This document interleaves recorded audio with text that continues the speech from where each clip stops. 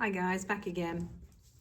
So today's subject matter is something that I think is very pertinent and relevant, and something I'm seeing a lot of right now on the planet, in my circle of people that I'm working with, in my own environment, where people are actually, what would you call it, having emotional breakdowns, midlife crisis, things falling apart, or some might say spiritual awakenings. I just think that's such a more positive spin on things, isn't it?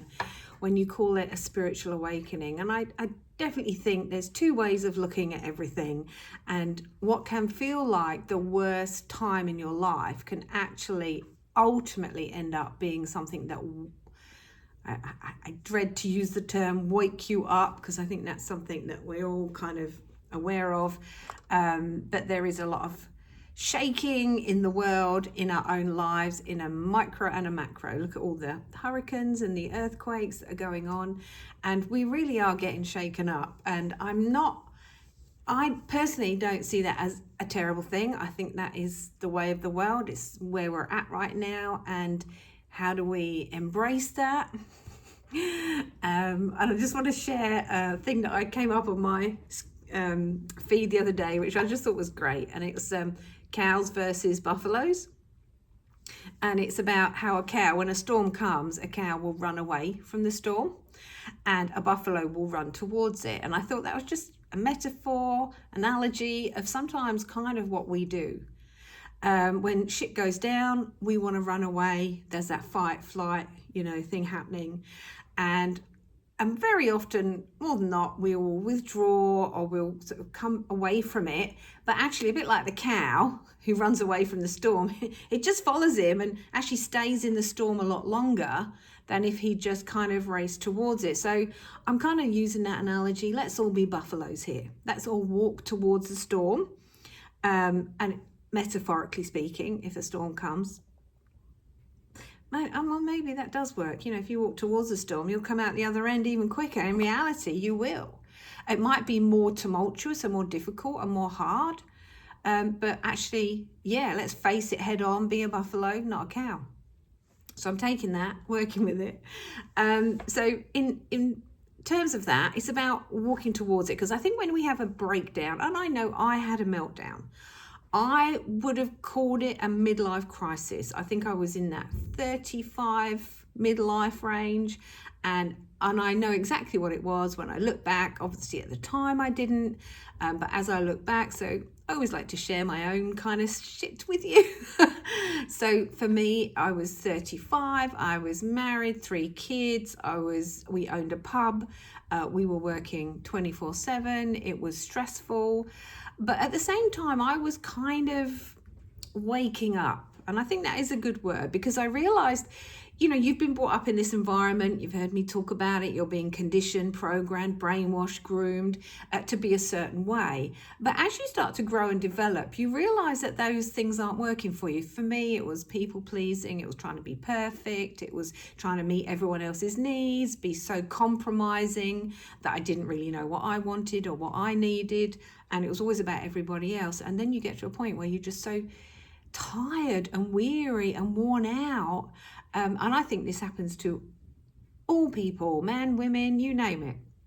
It's not a gender specific thing, where we just get tired of kind of working out of that adapted self, as I call it, or the false self. See, we all had to adapt, be a good little girl, say yes, feel responsible for everyone else's emotions, which is what we were taught when every parent says, you make me angry. That is codependency. That is you feeling like you need to parent your parent. As a child, it's like, I'm somehow in charge of their feelings, and and my actions dictate where their feelings are. So there's almost this sense of power that sometimes we get, which does not work for us. It tends to work against us. So we grow up feeling responsible. And then we create this persona, this false self, this charade, this face, this whatever you want to call it. And it works until it doesn't, because you start to get worn out, because you can't live like that.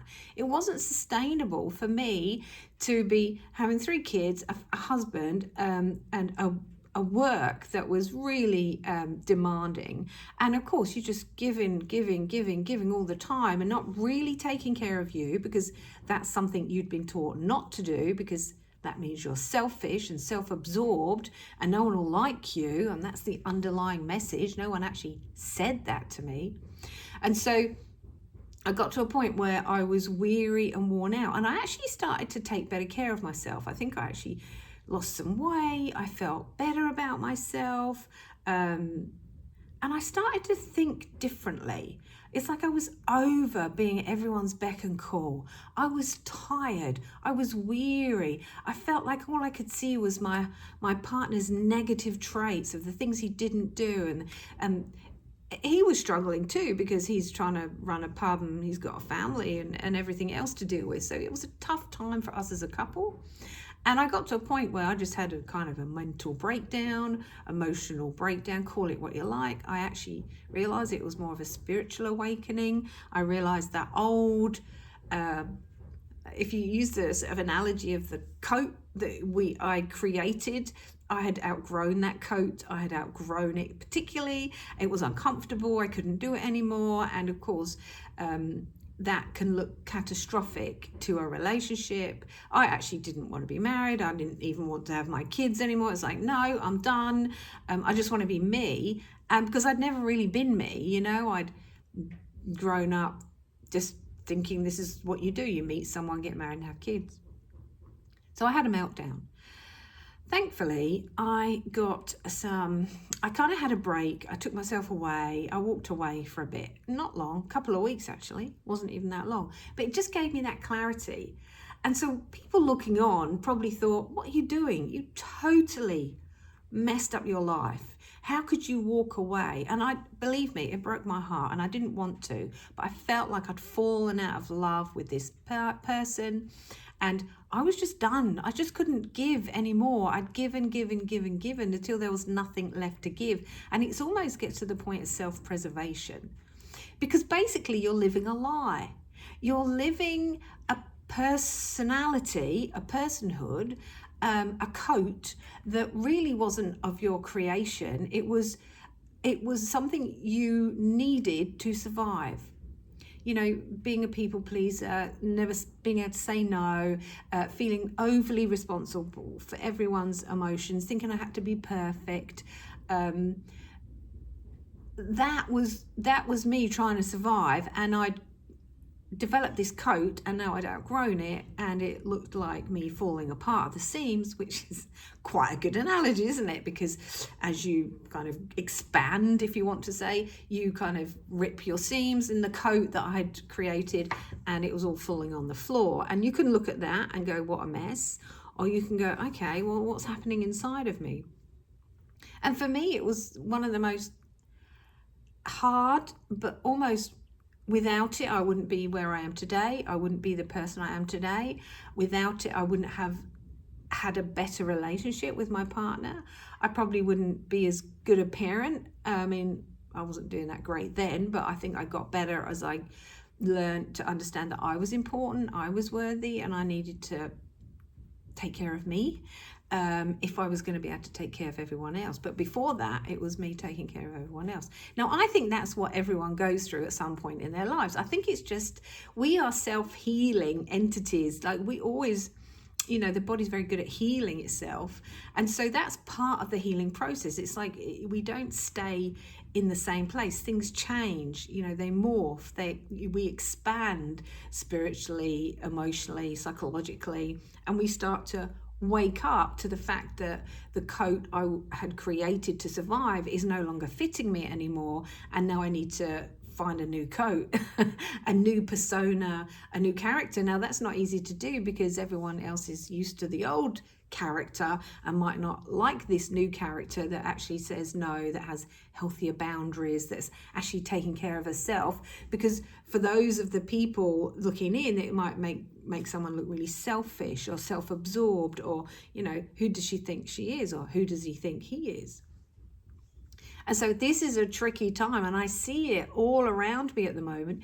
People just kind of imploding on the inside in a way that is leaving them in a lot of pain, and everyone else struggling to watch them go through this metamorphosis of a sort. And it is a metamorphosis. It's like, you were that, and there are lots of metaphors here, isn't there? The analogy of the caterpillar and the butterfly.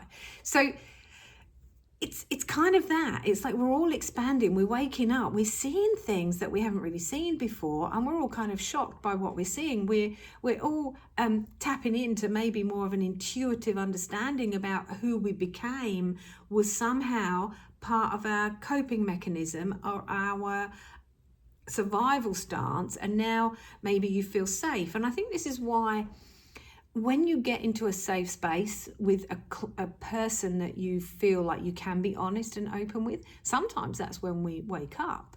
And I think my partner allowed me to feel safe, and that's actually how and why I woke up. And that's the moment, because I'm quite prideful and arrogant and pig-headed, that I actually went and saw someone because I wasn't doing too well. And I've shared this story numerous times. But I just wanted to talk about this again because I feel like we're in I don't know about you, but I feel like everyone's falling apart. And you can call it whatever you like. Emotions are heightened. People are feeling more anxious, more emotional. They're crying, they're upset, they're distraught.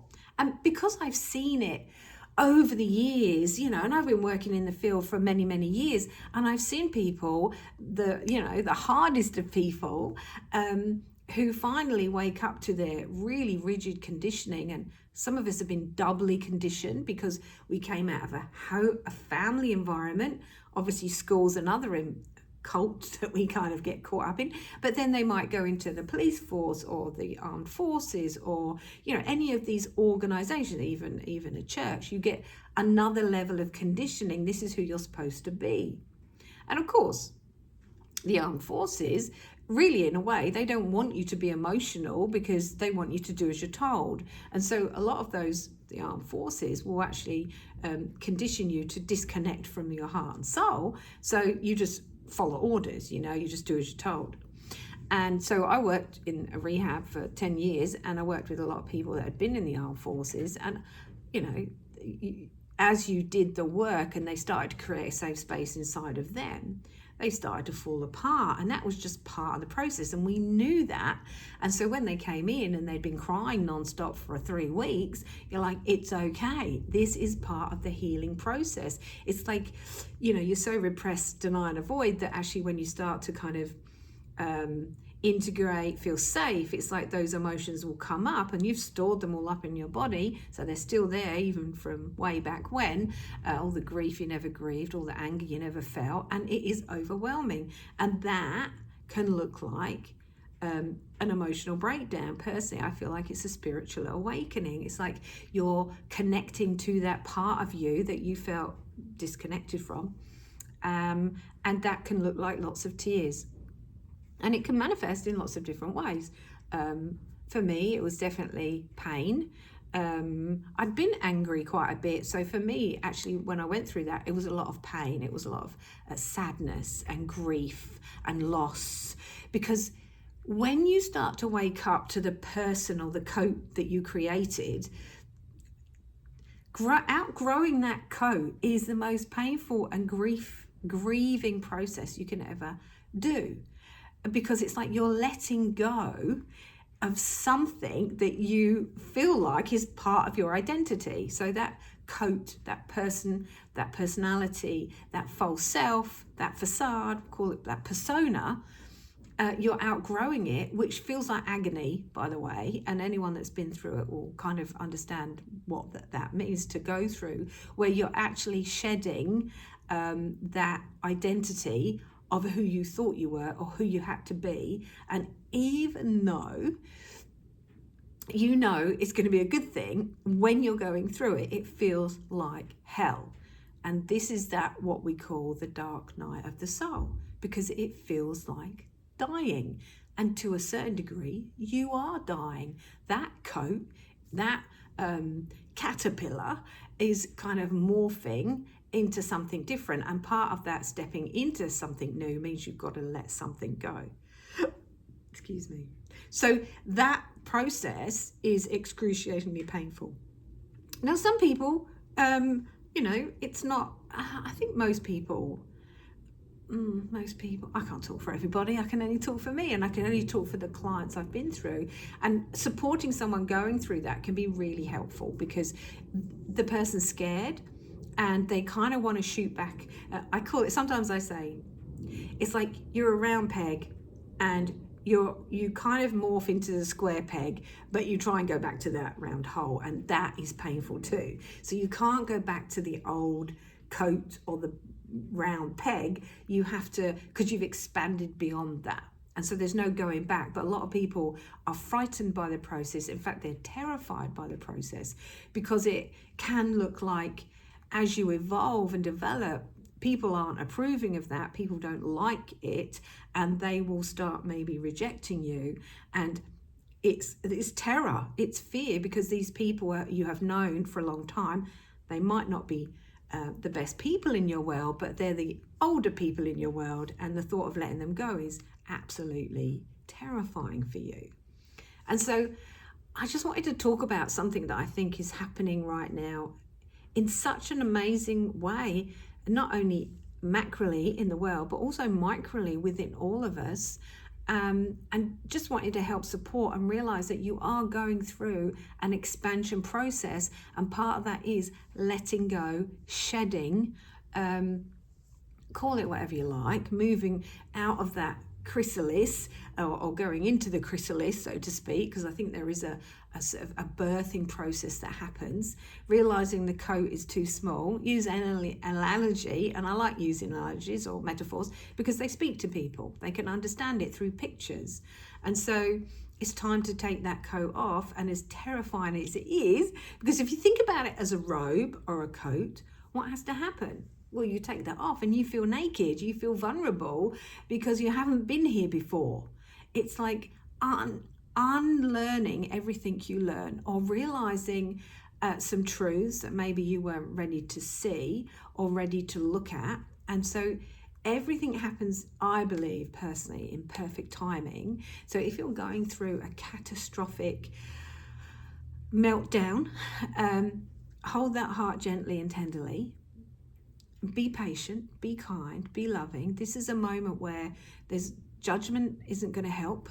You beating yourself up isn't going to help. You being mean to yourself, you slapping yourself about the place, is just going to, it's like the cow who's running away from the storm. You're just going to prolong the agony, and what you resist persists. It's about, let's be buffaloes, let's run towards the storm, let's embrace ourselves in these moments, and be kind, be gentle, be loving.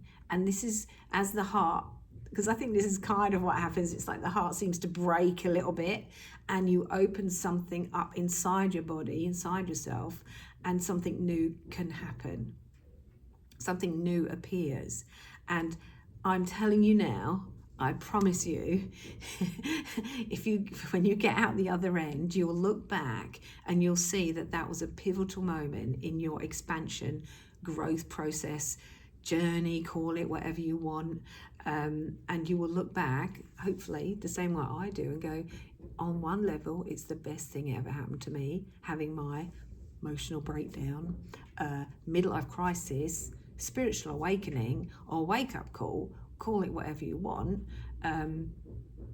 It was the best thing that ever happened to me. I would not be here doing what I'm doing, talking to you, sharing some of this stuff.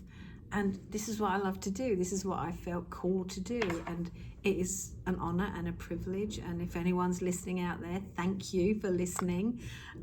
Sorry, it's taken me a while, and there's so much more I can talk about. So maybe I'll leave it there for now. And hopefully if you get something out of it, please just put the thumbs up, maybe subscribe, send it to someone that you think it might be helpful for, or not, as the case may be. If it resonates, then that's great. If it doesn't, that's okay too. Trust your own. There is a part of you that you can trust, so trust that. If this speaks to you, great. If it doesn't, that's okay too. Okay, anyway, all for now. Bye.